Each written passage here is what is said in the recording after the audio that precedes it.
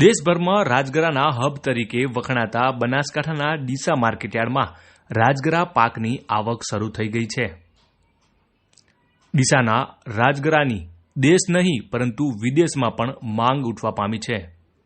પરંતુ ચાલુ વર્ષે રાજગરા પાકને હવામાન અનુકૂળ ન મળવાના કારણે તેની ક્વોલિટી ન બનવાના કારણે ખેડૂતો મુશ્કેલીમાં મુકાયા છે.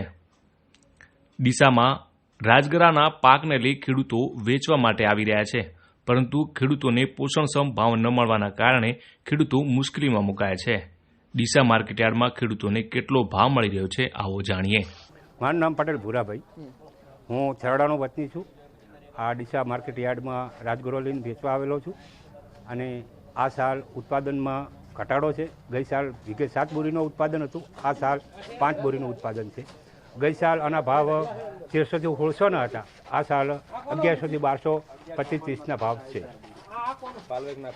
આ ભાવમાં ખેડૂતોને ના પોહા, કારણ કે ખેડૂતોને ખર્ચો બહુ વધુ હોય છે.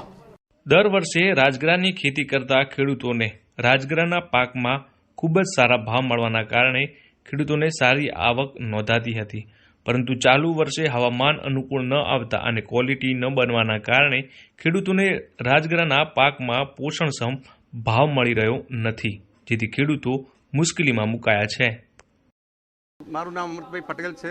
ડીસામાં પટેલ કીર્તિકુમાર અમૃતલાની કંપનીનો માલિક છું અને મારા કમિશનનું અને પાકામાં રાજગરાની ખરીદીનું કામ ચાલે છે.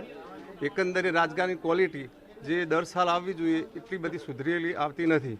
પણ ડીસામાં દરેક સેન્ટર એક સાઈડ અને ડીસા એકલું, એટલે ડીસામાં આવક સારી રહે છે. ખેડૂતોનો ઘસારો પણ સારો રહે છે, ભાવ મળી રહે છે.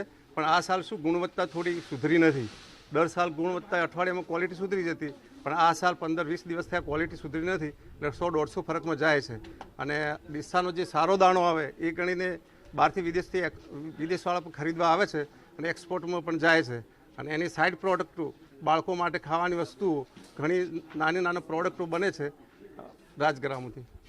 ડીસાનો રાજગરાનો દાણો સૌથી મોટો હોવાના કારણે તેની માંગ દેશમાં નહીં પરંતુ વિશ્વના 10 દેશોમાં ઉઠવા પામી છે. રાજગરાનું ઓઇલ વિમાન તેમજ કોમ્પ્યુટરના સ્પેર પાર્ટ માટે પણ ઉપયોગ લેવાય છે, જેથી ડીસાનો રાજગરો વિદેશમાં પણ વખણાઈ રહ્યો છે. ડીસા માર્કેટયાર્ડમાં નવીન રાજગરાની આવક શરૂ થઈ ગયેલ છે. વાવેતરની વાત કરવામાં આવે તો બનાસકાંઠા જિલ્લામાં 1122 હેક્ટરની અંદર વાવેતર થયેલ છે, જ્યારે ડીસા તાલુકામાં 1026 હેક્ટરની અંદર વાવેતર થયેલ છે. ગઈકાલથી રાજગરાની આવક શરૂ થયેલ છે. ગઈકાલે ભાવ પ્રતિ 20 કિલોના 1000 રૂપિયાથી માંડી અને 1213 રૂપિયા સુધીના નોંધાયેલ હતા અને આવક 1652 બોરીની નોંધાયેલ હતી.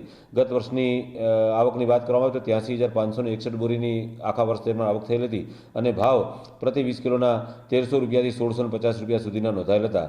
જે ચાલુ વર્ષે ભાવ 300 રૂપિયા જેવો ડિફરન્ટ નોંધાયેલ છે પ્રતિ 20 કિલોએ, જેનું મુખ્યત્વે કારણ રાજગરાની અંદર જે પોષણક્ષમ તત્વો મળવા જોઈએ અને જે ફુલાવો થવો જોઈએ તે રાજગરાની અંદર પૂરતો થયો નથી.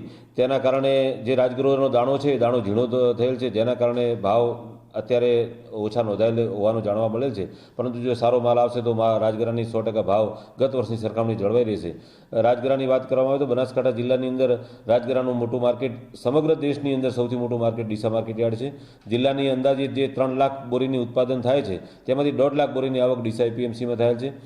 ડીસાનો રાજગરો યુએસ, જર્મની અને અરબ દેશો સહિત વિશ્વના અંદાજિત લગભગ 10 દેશોની અંદર નિકાસ થાય છે.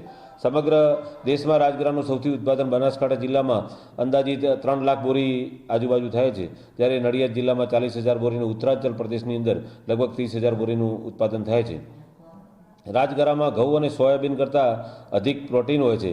ઘઉંના દાણામાં જે 12% થી 14% પ્રોટીન હોય છે, જ્યારે રાજગરાના સૂક્ષ્મ દાણામાં 16% પ્રોટીન હોય છે. એટલે કે સોયાબીન અને દૂધ કરતાં પણ વધારે પ્રોટીન રાજગરાની અંદર હોય છે અને તેમાં એમિનો એસિડ, લાઇઝિન પણ હોય છે.